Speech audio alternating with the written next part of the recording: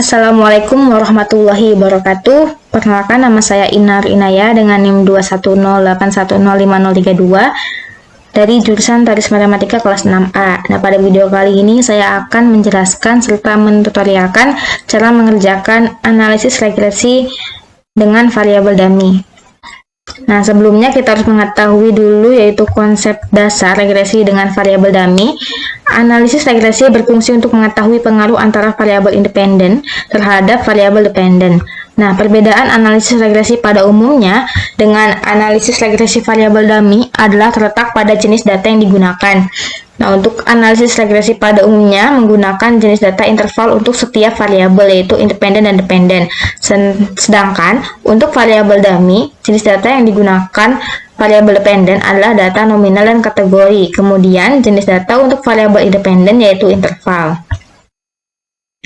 Lalu cara membentuk variabel dummy yaitu dengan kategori dinyatakan dengan angka 1 atau 0, di mana kelompok yang diberi nilai 0 disebut exclude group, sedangkan kelompok yang diberi nilai 1 disebut include group. Contohnya itu jenis kelamin, 1 itu untuk laki-laki dan 0 untuk perempuan. Lalu ada dasar keputusan dalam uji regresi variabel dummy. Caranya itu ada dua. Yang pertama itu melihat nilai signifikansi dari output SPSS, di mana nilai signifikansi kurang dari 0,05, maka ada pengaruh variabel X terhadap variabel Y. Sedangkan nilai signifikansi lebih besar dari 0,05, maka tidak ada pengaruh variabel X terhadap variabel Y. Lalu cara yang kedua itu membandingkan nilai T hitung dengan T tabel. Jika nilai T hitung lebih besar dari T tabel, maka ada pengaruh variabel X terhadap variabel Y. Sedangkan, jika nilai T hitung kurang dari T tabel, maka tidak ada pengaruh variabel X terhadap variabel Y. Nah, kita langsung saja ke contoh tutorial cara pengerjaannya. Di sini itu ada data tentang pengaruh gender dan kepribadian siswa terhadap kemampuan komunikasi matematis.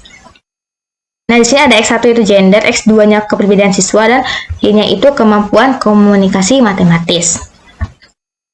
Lalu kita buka SPSS-nya, kita klik variable view, kita tuliskan di bagian name, yaitu ada X1, ada X2, dan ada Y.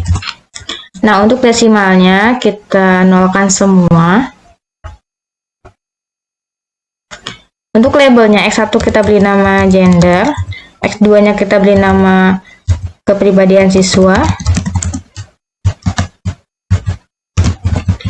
dan Y-nya itu kemampuan komunikasi matematis.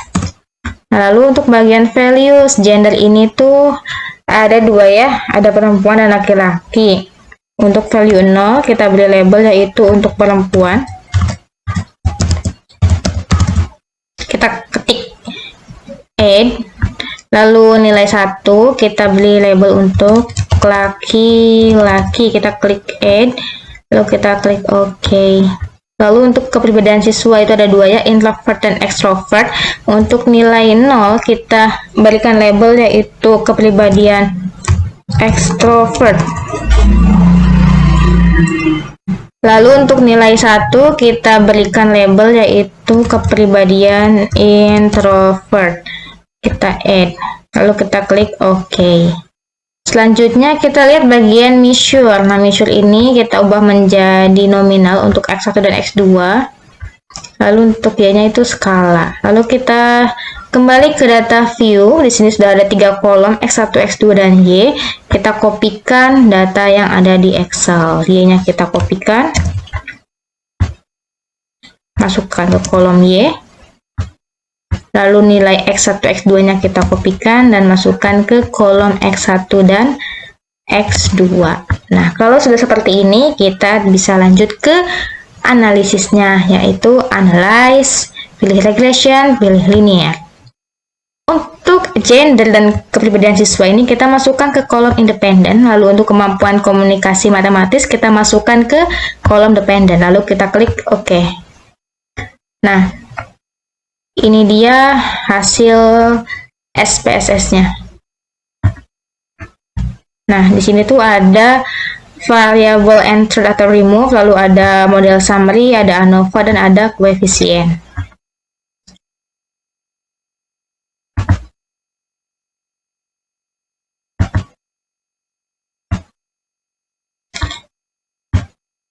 Nah, sekarang kita akan menginterpretasikannya, yaitu kita harus mengkopikannya ke Word. Oke, pertama kita kopikan yang variable entered. Copy, paste. Model summary.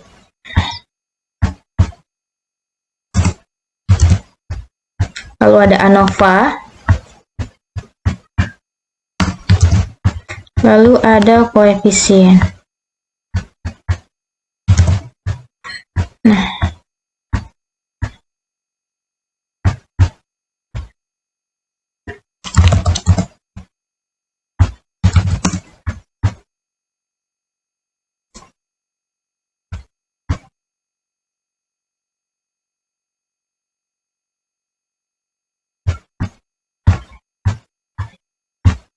Nah, jika sudah seperti ini, nah yang pertama itu ada tabel variables entered atau removed ya. Nah, tabel ini tuh menjelaskan tentang variabel penelitian.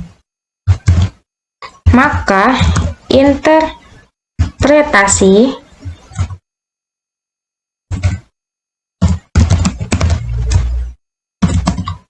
yaitu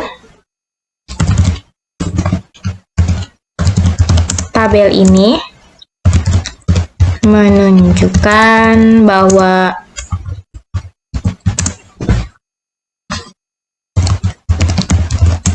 variabel independen yaitu kepribadian siswa dan gender dimasukkan ke dalam model regresi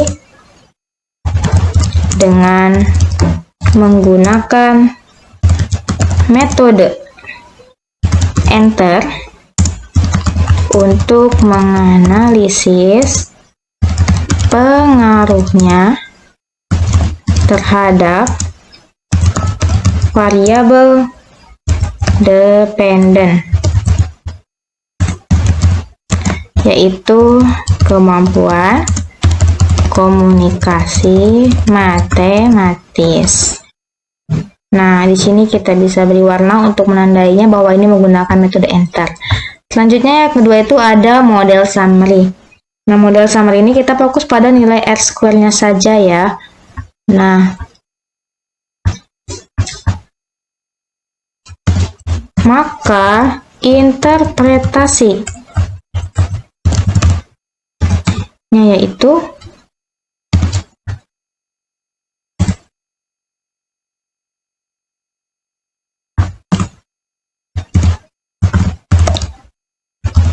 model summary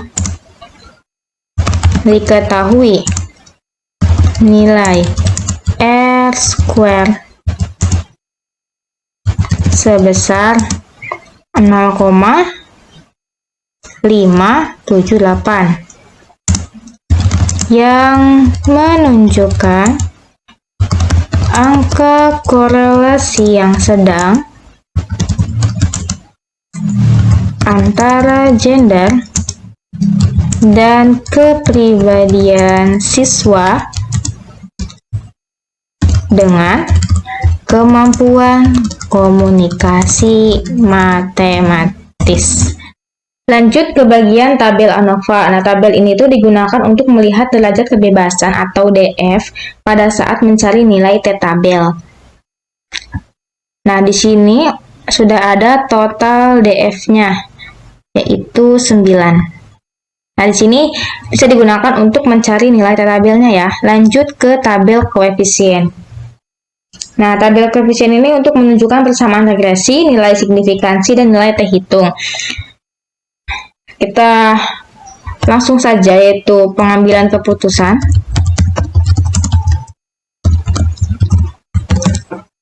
Nah, kita menggunakan cara 1 terlebih dahulu, yaitu dengan melihat nilai signifikansi. Diperoleh nilai signifikansi variabel gender sebesar, nah itu 0,027. 0,027.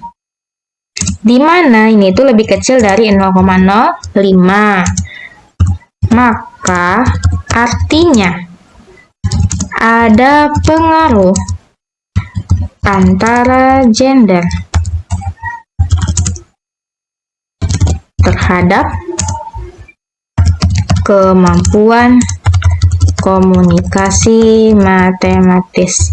Lalu yang kedua, diperoleh nilai signifikansi variabel kepribadian siswa sebesar, nah 0,738. 0,738. Di mana ini lebih besar dari 0,05. Maka artinya tidak ada pengaruh antara kepribadian siswa terhadap kemampuan komunikasi matematis. Lanjut yang ketiga, yaitu diperoleh nilai signifikansi sebesar, nah ini kita lihat dari yang tabel ANOVA ya, sebesar 0,049.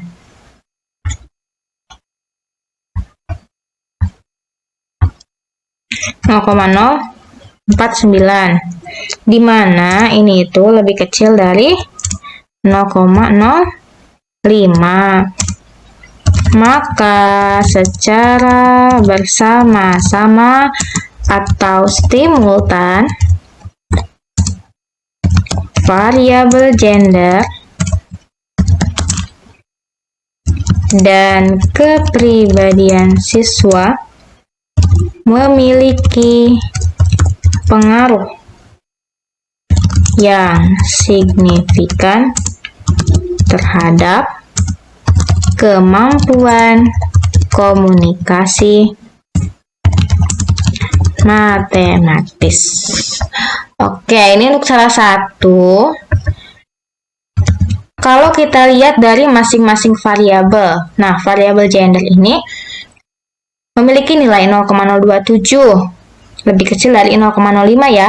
Artinya ada pengaruh antara gender terhadap kemampuan komunikasi matematis.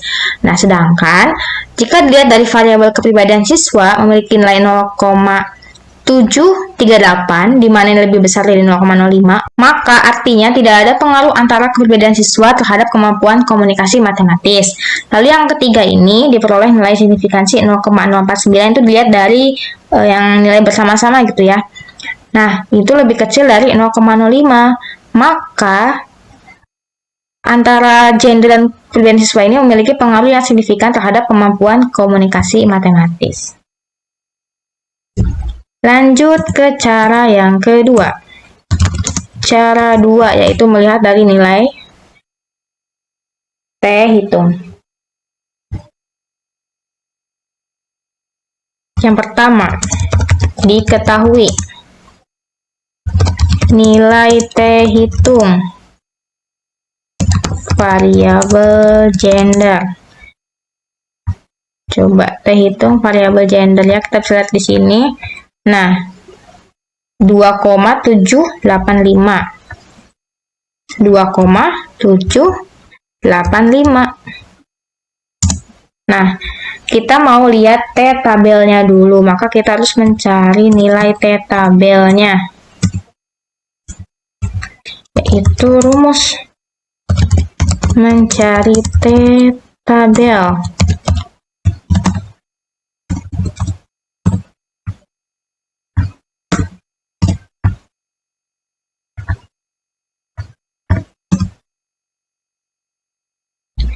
Oke, karena kita menggunakan uji dua sisi dengan derajat kebebasannya itu 0,05, maka itu kan bagi 2 ya.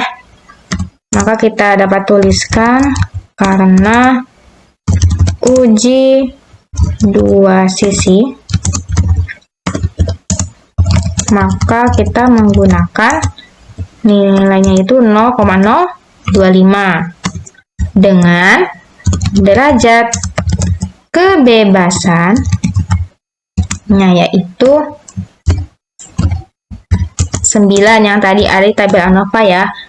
Maka nilainya itu 0,025 banding 9.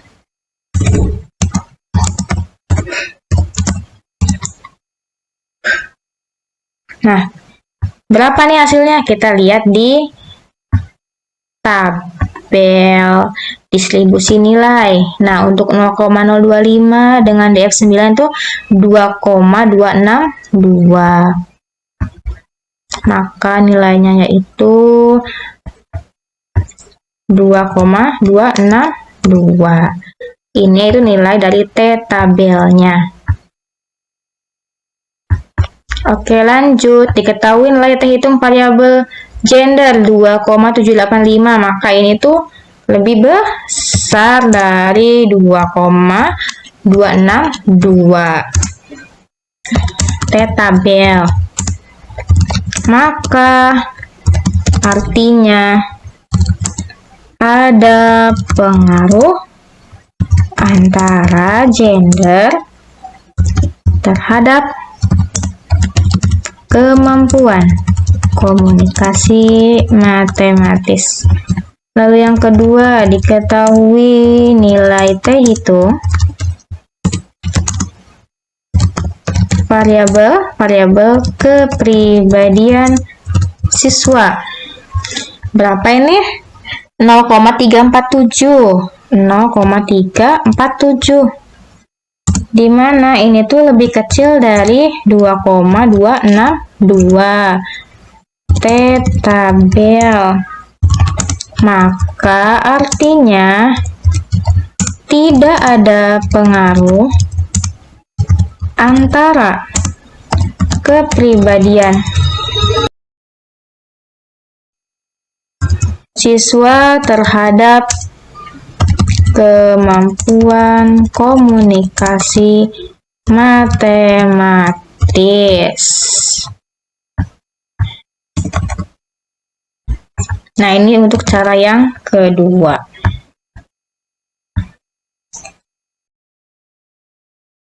Selanjutnya yaitu kita akan menentukan persamaan regresinya. Kita bisa kopikan lagi tabel koefisiennya. Kita akan menentukan persamaan regresi ya. Paste. Oke. Nah, bagaimana sih cara menentukan persamaan regresi? Itu kita lihat dari nilai ini ya, persamaannya di kolom B.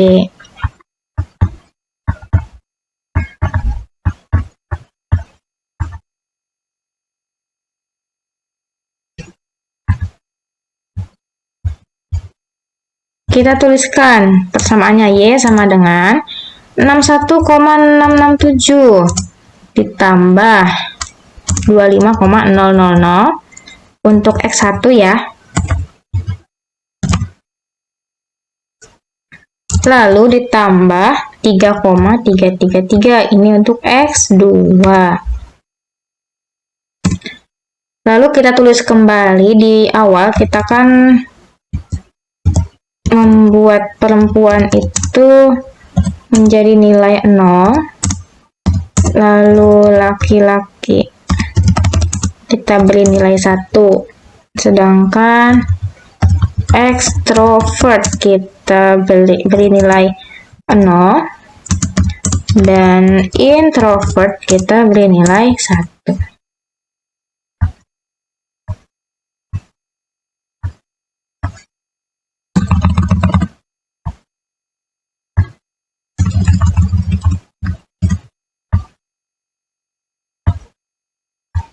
Nah, dari persamaan ini dapat kita simpulkan yang pertama, Kita lihat dari gendernya dulu ya. Maka kemampuan komunikasi matematis siswa untuk perempuan sebesar, nah perempuan itu 0 ya, berarti nilainya 61,667. Lalu kemampuan komunikasi matematis siswa untuk laki-laki sebesar, laki-laki 1, maka ini kan 25,00, maka 61,667 tambah 25,000.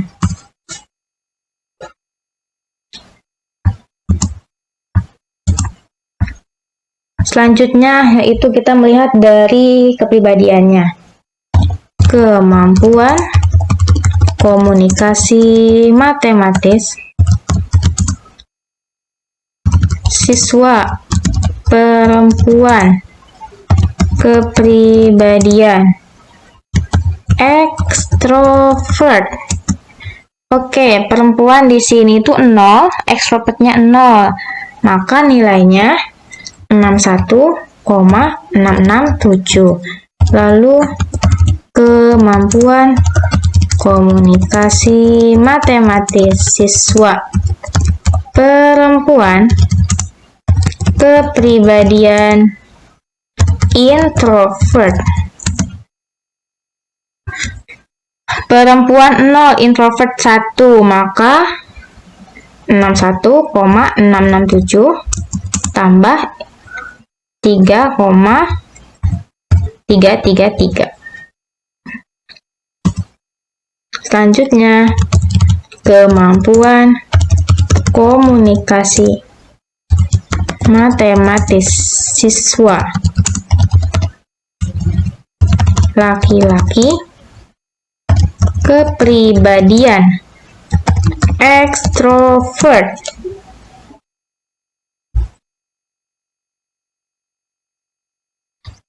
Laki-laki 1, ekstrovert 0, maka nilainya yaitu plus 25,00. Lanjut, kemampuan komunikasi matematis siswa laki-laki, kepribadian introvert. Nah, laki-laki 1, introvert 1, maka plus 25,000 dan 3,33. Oke, plus ya. Plus 3,333. Nah, sudah seperti ini. Baiklah, mungkin sekian penjelasan dari saya. Kurang lebihnya mohon maaf. Wassalamualaikum warahmatullahi wabarakatuh.